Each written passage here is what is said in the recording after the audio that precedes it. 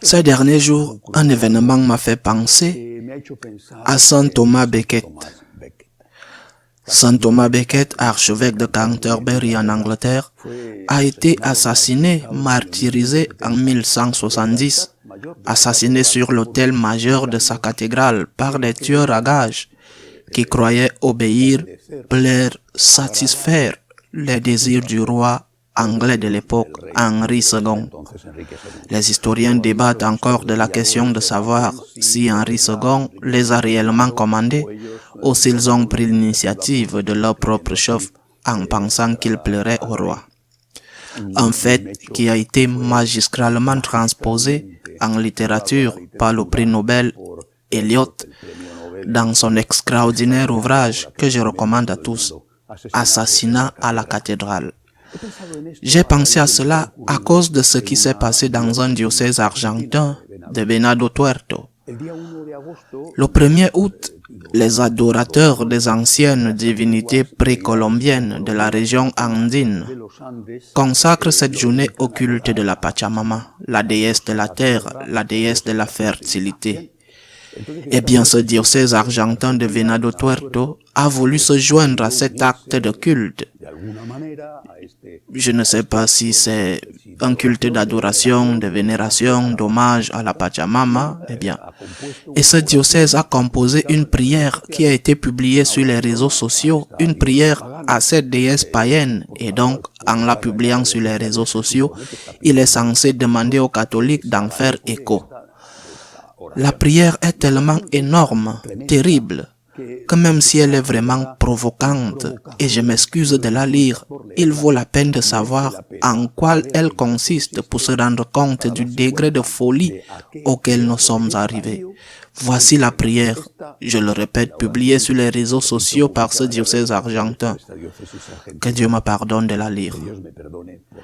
Je te salue, Pachamama, douce source de notre vie. Sois à jamais vénéré. Bénis soient les fruits de tes entrailles, notre pain quotidien. Béni sois-tu aujourd'hui et toujours. Regarde avec compassion, Sainte Mère, la meute humaine qui te détruit par ambition.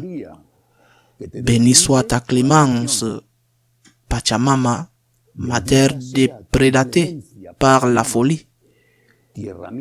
Tu es la source de vie et de joie. Pachamama, Sainte Terre, Sainte Mère, Vierge Marie. Ça semble incroyable, n'est-ce pas? Ça ne semble pas vrai que dans un diocèse cela soit publié. C'est incroyable que cette déesse païenne soit ouvertement identifiée. Avec tout mon respect pour ceux qui la vénèrent, parce que chacun a la liberté de faire ce qu'il croit devoir faire en conscience. Bien que je ne sois pas d'accord avec cela, mais que dans un diocèse catholique cela soit fait, cela soit écrit, et la prière se termine en disant « Pachamama, Sainte Terre, Sainte Mère, Vierge Marie ».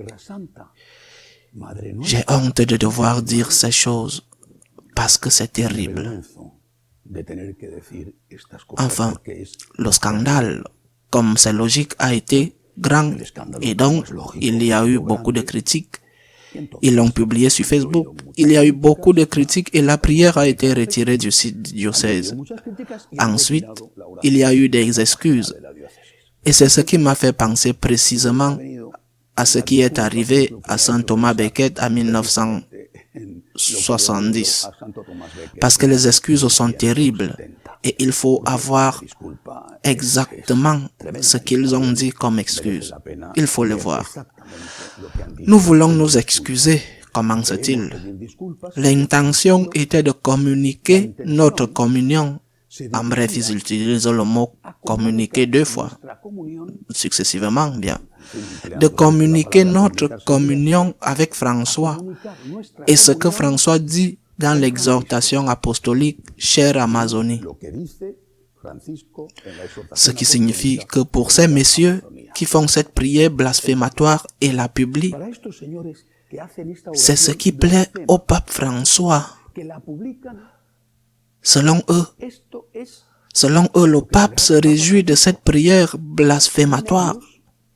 Selon eux, le pape a cette idée et se réjouit qu'une prière blasphématoire soit faite contre la Vierge parce qu'il faut être écologique. C'est un mensonge. C'est faux. Je suis sûr que le pape n'est pas content. Mais c'est justement là le problème. Que ces flagorneurs croient que le pape est content d'un blasphème contre la Vierge.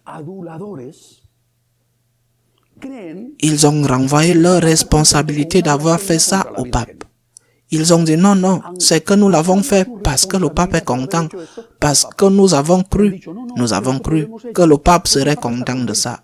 Mais quel degré de confusion, quel degré d'absurdité y a-t-il dans cette église où des personnes ayant des responsabilités en son sein, avec un certain niveau de hiérarchie, pensent que le pape se réjouit d'une prière blasphématoire contre notre mère.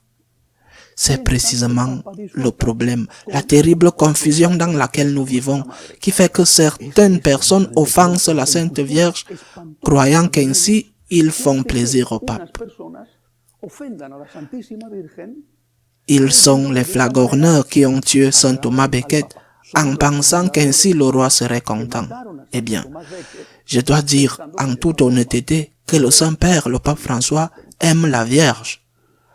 Que le pape François, c'est connu, c'est public, chaque fois qu'il entre ou sort de Rome, et récemment lorsqu'il est allé se faire opérer, il s'est rendu à Sainte Marie la Majeure pour faire une prière de demande à l'aller et d'action de grâce au retour devant l'icône du Salus Populi Romani, qui est l'icône la plus aimée des Romains et qui est conservée dans cette basilique.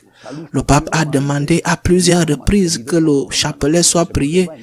Eh bien, ceci étant, je le répète, comment est-il possible que ces personnes pensent que le pape est heureux d'une prière dédiée à la Terre-Mère publiée sur la page Facebook du diocèse, où la prière dit et se termine. Il s'agit d'une parodie de l'Ave Maria, du début à la fin et d'une partie du Notre Père.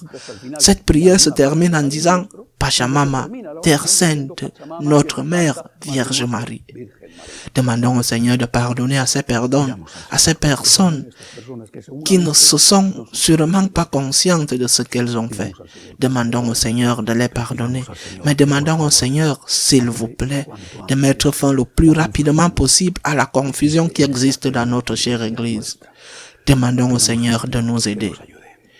À la semaine prochaine, si Dieu le veut.